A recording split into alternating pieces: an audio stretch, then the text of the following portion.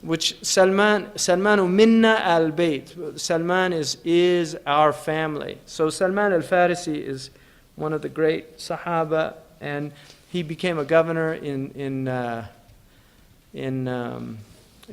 Persia.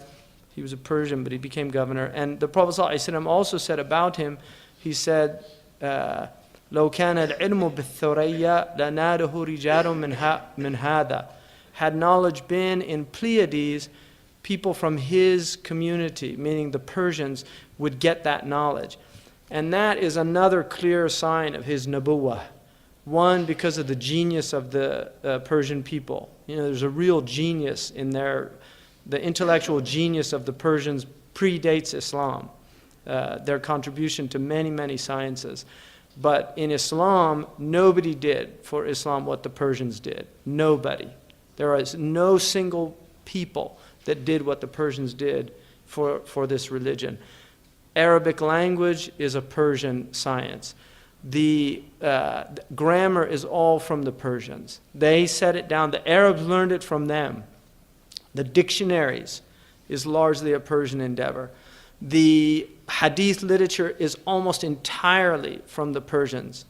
Almost entirely. The great collectors of hadith, with the exception of Imam Muslim, are Persians. And the greatest of them is their Imam al-Bukhari. I mean, Malik is an exception also. But Malik's hadith is really a book of fiqh. I mean, there's about 1,723, I think, hadith in the Muwatta, and over 700 of them are hadith. But there are a lot of marasil, there's a lot of aqwal, there's what's called balaghat of Imam Malik, which are just things he said, balagani, anna Isa qala kitu kita. It's come to me that Isa said this or that. So, and then he has his fiqh opinions. But all of the muhaddithun are from them. Most of the great people of tasawwuf are from the Persians. Imam al-Junayd is the Imam al-Ta'ifatain. He's the Imam of the Imam. You just go on and hadithu wala haraj. So they have an incredible contribution to, and that hadith to Islam, and that hadith is a clear proof of the Prophet ﷺ's prophecy, because he was saying, وَآخَرُونَ مِنْهُمْ لَمَّا يَلْحَقُوا بِهِمْ. In Surah Al-Jumu'ah, when Allah subhanahu wa ta'ala says, and there are others coming that have not come yet, that was referring to the Persians according to the Mufassirun. And also that تُدْعَوْنَ إِلَى قَوْمٍ أُولِي بَأْسٍ شَدِيدٍ. You will be called to a people who have great power. Those are the Persians.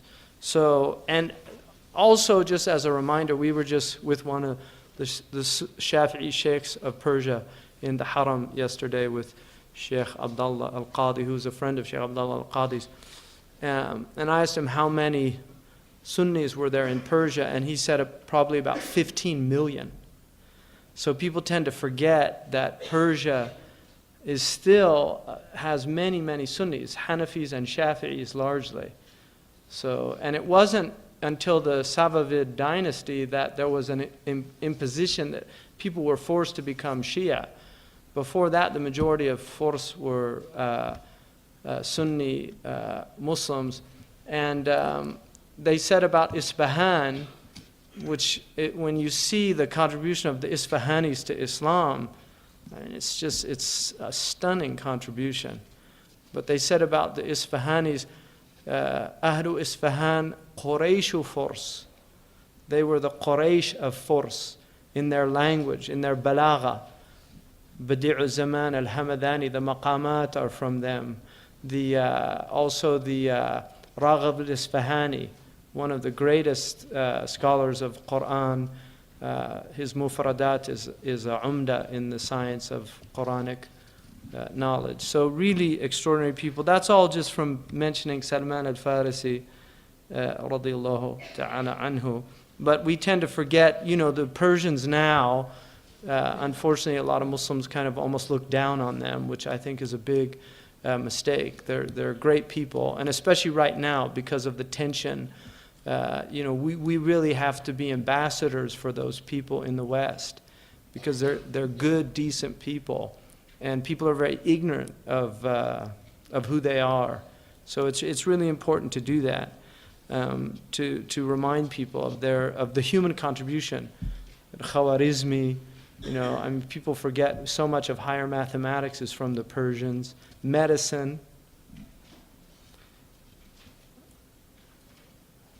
And also astronomy.